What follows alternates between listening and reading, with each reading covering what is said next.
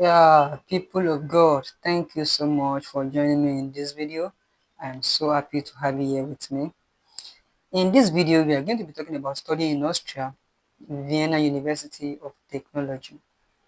And in this video, we are going to be running to Austria, Vienna University of Technology, available English taught master's program, different type of master's program, how to apply, from legalization to application itself, nostrification, selection procedure, study fee, residence permit, departure, and enrollment. I'm very sure you're going to enjoy this video, so sit back and get a bottle of Coke and start enjoying the video. So Austria is a German-speaking country in Europe, and it has, according to the World Bank report in 2023, it has a population of about 9.1 million people, and it is at the center of Europe and is surrounded by countries like Czechia, Slovakia, Germany, Hungary, etc. So the capital of that Austria is Vienna, and in that Vienna there are a lot of universities there, and one of them is the Vienna University of Technology, also known as Technical University of Vienna. So this university is a very big university and it's a public university. It has about 28,000 students and about 5,000 staff members. So at this university, you can have studies at various levels, just like any other university, at bachelor's level, at master's level, PhD level, postdoc and continuing studies, and even pre-degree. Different kind of programs are available at this university.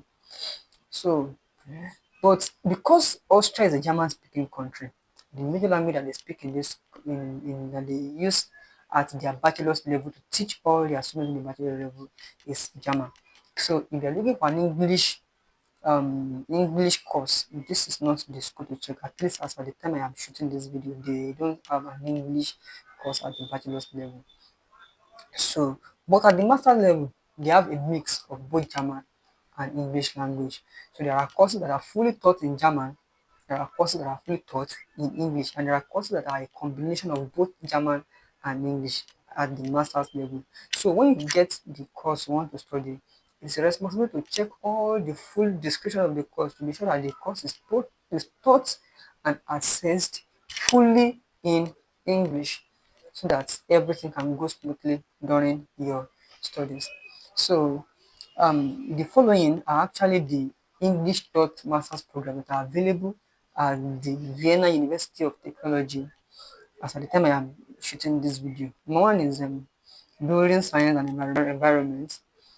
Then we have quantum information science and technology, digital civil engineering science, green chemistry, biomedical engineering, technical chemistry, computational science and engineering, data science, business informatics, logic and computation, visual computing, media and human-centered computing, software engineering and internet computing, information and communication engineering, geodesy and geoinformation, and lastly, cartography.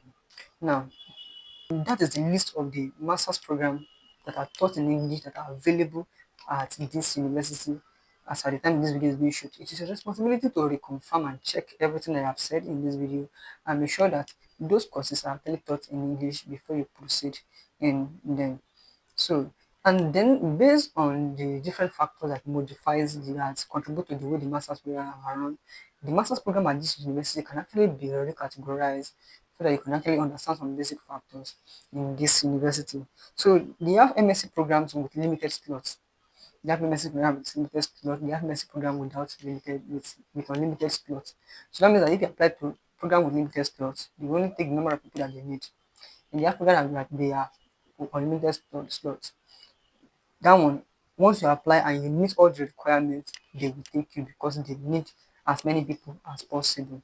Then they have programs that are single faculty MSc program. This simply means that everything you'll be doing in that your course will be started and completed in that faculty. You're not going to any other faculty. Then they have interfaculty master of science programs. This kind of programs will need you to combine one and two or more faculties for you to be able to complete the program. At least you have some part of your studies in one faculty, some part of the remaining some other part of the course in another faculty. So it could be two, three, four, depending, but at least two. These are the kind of master's program that are called faculty master's program. Then there are also inter-university master's program. In that case, we have to have some part of your study at the university. Then you go to another university to complete the remaining parts of the studies. Then they have international master's program. In that case, you complete some parts in Austria. Then you have to go and complete the remaining parts at some other university in another country. It could be in Europe or anywhere else around the world. So then there are also master's program that require selection procedure, while there are some that does not require selection procedure. So what is selection procedure? Basically, I have explained this in the video I made for University of Innsbruck, but I will quickly summarize it again here for you so that you can understand it. The selection procedure is after you have submitted all the required documents. So and you've given them everything, they collected everything from you. After they have done their evaluation, after they have done their evaluation and everything, they will still do some physical evaluation and some tests and examinations just to confirm that you are actually fit for the course. I hope you understand what I'm trying to say there. So just to confirm that you're actually fit for the course, you are to check the course you want to do very well to be sure that the course does not have a selection procedure. And if it does, it is virtual. That is, you can attend it online, maybe a Zoom interview, online examination, something like that. But if it's something that require your physical presence in an exam, a physical exam that require your physical presence in Austria, then there are two ways to it. If you are sure that you can present yourself for that interview or for the examination, then you're good to go. But if you know that you won't be able to present yourself for the interview, it is better you choose another course and select a course that does not require selection procedure. I hope you understand what I'm trying to say at that point there. So how to apply? Now, before you can apply, you first have to legalize the document. And to do that, you first have to go to take all the documents you'll be needing to the Ministry of Education, to the Ministry of get them, let them authenticate it. Then you take everything together with your civil status documents that is non-academic document like marriage certificate or birth certificate and other document like that. You take everything to the Ministry of Foreign Affairs, let them certify it. Then you go to the Austrian embassy. Now, usually book appointment for the verification of documents at the Australian embassy. I'll make a separate video for that, how to legalize documents at the Australian embassy. Just check that video so you can understand the process fully. So just know that you go to the Australian embassy, then they will run all the process for you from verification to legalization. So now, so once the document has been fully legalized, then and you see them, you scan all the documents into the PDF format. So then you upload them on the application portal. I have included all the links you'll be needing, including the link that will take you to the application page. Everything is in the description of this video. So you just click the link, you take you straight to where you're going to be applying. Just click um, open an account or register. That's why you just click from that page. It's take you to where you're going to create your account and then you upload everything that you need to upload. Now I also need to talk about notification. There's something called notification. Now notification is just the process of trying to equate a foreign degree from a non-EU personnel to a degree in Austria. Um, there's another thing they call the appraisal qualification or certificate or something like that. So a NICNARIC. So it's a body that usually do this evaluation. And sometimes you might when you submit the document like that to the admission office of that university, they will take it to the dean. The dean can just check it and check if there are called something like that. So that is the appraisal of the document. So they are closely related, but the notification is the more official one that the ENIC NARIC does. And most of the time, you might be required to pay for that process.